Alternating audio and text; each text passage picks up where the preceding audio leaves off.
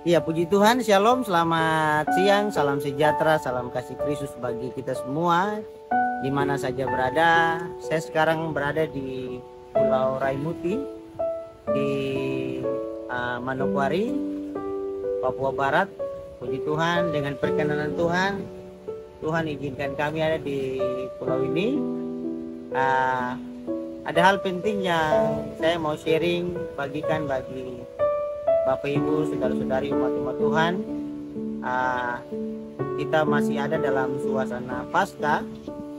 Pentingnya untuk kita sama-sama memperingati bagaimana pengorbanan Yesus Kristus Tuhan kita mati dan bangkit dan membuktikan bahwa Dia hidup bagi kita semua, sehingga kita sebagai orang-orang percaya harus mempunyai iman yang kuat dan masuk di dalam pengorbanan salib Kristus, sehingga kita harus mengetahui makna dari pengorbanan itu.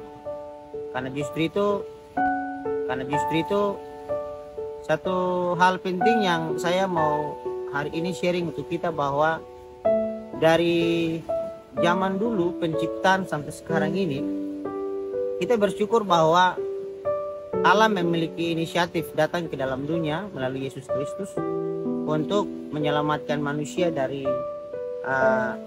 kutuk dosa, di dalam kutuk dosa kepada terangnya yang ajaib. Karena justru itu satu kebenaran firman Tuhan yang sudah tidak asing bagi kita dalam Yohanes 3 ayat 16. Alkitab bilang bahwa karena begitu besar kasih Allah akan dunia ini, sehingga Ia mengaruniakan anaknya yang tunggal, supaya setiap orang yang percaya kepadanya tidak binasa, melainkan beroleh hidup yang kekal. Kata tidak binasa dan beroleh hidup yang kekal.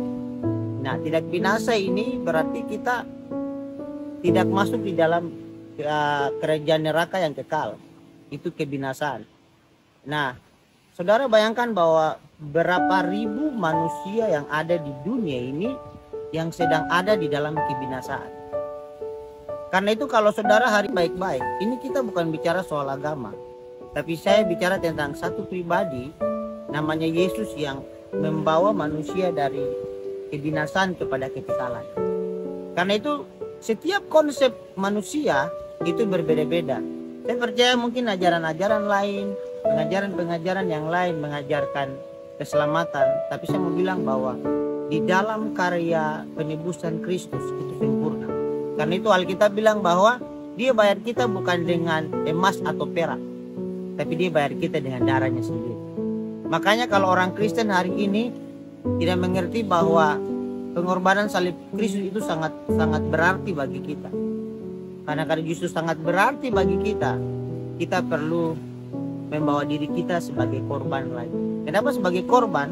Nah, saudara lihat dalam Roma pasal 12 lagi, ayat pertama ketika Paulus menjelaskan untuk orang-orang di Roma. Karena itu persembahkanlah tubuhmu sebagai persembahan yang hidup.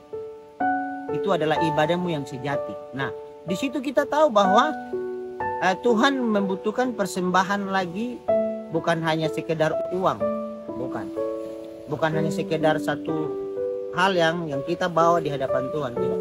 Tapi kita membawa hidup kita. Karena itu Yesus Dia mati di kayu salib, Dia tidak bayar ton dengan emas atau perak, atau Dia bayar ton dengan mas kawin, tidak.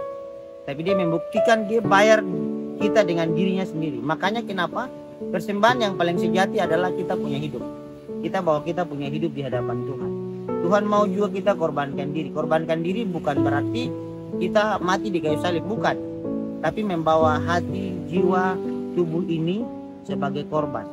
Karena dalam perjanjian lama, pada waktu bangsa Israel membawa korban binatang bagi Tuhan, Tuhan tidak lihat manusia, Tuhan lihat korban itu. Korban itu cacat kah, atau dia bakutu kah, dia penyakit kah, dia tidak akan terima, dia dosa tidak akan dihapus, karena itu tidak sempurna. Makanya Tuhan kembali dalam perjanjian baru lagi, Tuhan suruh bawa kita punya hidup sebagai korban lagi. Tong hidup harus kudus, tong tidak boleh cacat dalam hal kekudusan.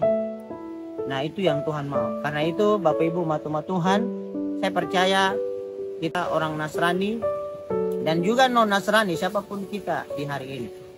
Mungkin saudara orang Islam atau saudara orang Hindu, orang Buddha, Konghucu dan sebagainya. Saya mau bilang bahwa hanya satu pribadi yang namanya Yesus Kristus yang sanggup menyelamatkan manusia dari kebinasan kepada kita.